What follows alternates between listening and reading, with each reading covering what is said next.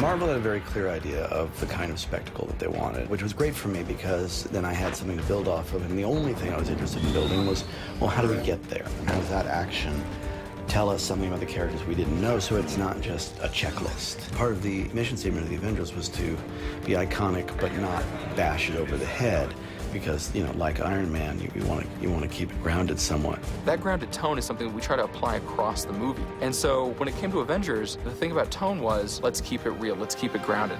Let's see what would happen if we put all these people together and this situation really occurred. And I think that's why the opening sequence, this big research facility exploding, I think it's really important that we see it really collapse and that it has a real-world implication. And that really Fury's shaken to the core by it. Coulson, get back to base. This is a level 7. As of right now, we are at war. The NASA facility in Cleveland was a spectacular location. We wanted a location that you can believe is a mile underground that had a very impressive architecture to reveal our villain. When they found this location, we looked at that and we said, wow, we have to shoot here. This is really a one-of-a-kind, amazing facility. It's the largest space simulation facility in the world. What we're standing in here is the vacuum chamber. This is where we simulate those conditions in space. And in space, you have no air. It's just a vacuum. So we can pull all the air out of this chamber and simulate those conditions. And being a chamber of this size, as you can see, 122 feet tall and 100-foot diameter, it's really a magnificent sight. Something like this isn't really something you can build. It gives the movie great scope. It's one of the loveliest and actually sexiest places we've shot in. Every shot feels enormously epic, which is a good way to start.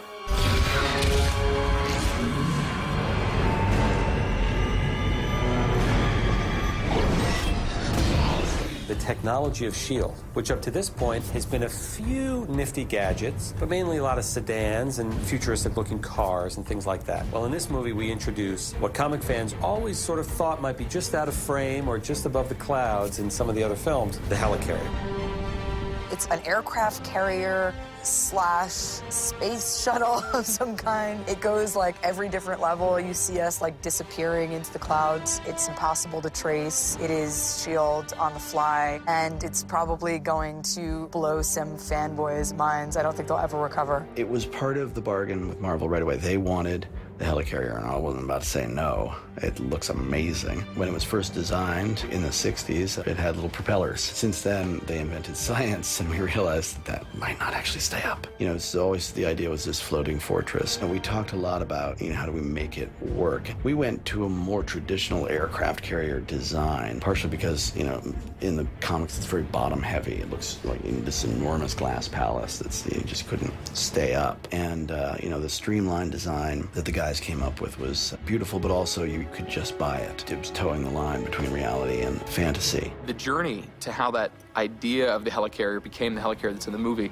has been really interesting. It was kind of late in the process of the story development where we said, you know what, we should see the helicarrier take off out of the water. We shot it on a parking lot in Albuquerque for all the scenes that has Mark Ruffalo and Scarlett and Chris. Pretty much that's all that is real. There's a few people walking around, there's a couple of trucks, there's I think 1 or 2 planes that are real, but everything else is completely digital. It was designed so that the reflection and the refractions that we were getting was big enough to give us some bounds so that we could actually recreate it and feel that you were in a takeoff area of some sort of carrier in the water, but nobody really knows until it takes off that it's actually a flying ship. You need the audience to experience it with Steve and Bruce, who really are, more than anybody else on the team, audience identification figures. To experience with them both the magnificence and the absurdity of this thing is taking off or flying. And that sequence became actually a very important part of the emotional journey of the thing.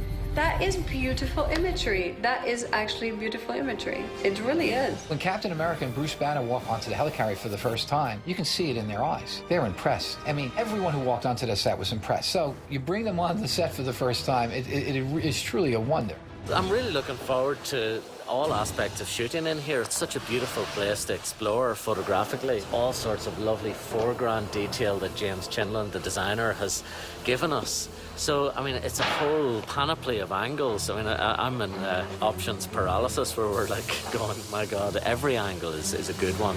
Just going, you know, my relationship to Jeremy to sort of hold that relationship. When the action really ramps up and we can really start working with dynamic camera moves in here, which will allow us to track over and around all these consoles and create a sense of movement and dynamism.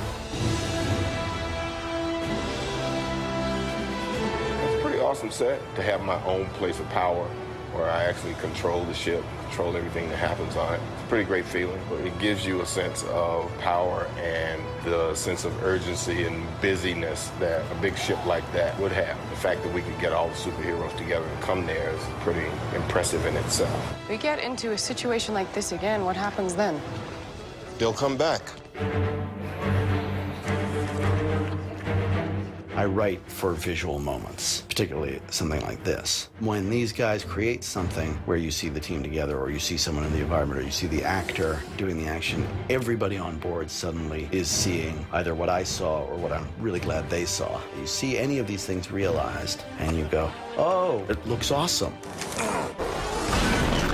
I think it's the grounded nature with which Joss has infused this film that is, in my mind, a throwback to what people loved in Iron Man. Joss was just dedicated to seeing that through. In the end, I think when the film goer sees the final product, they appreciate it just as much as we do. That's what makes it ultimately much more rewarding.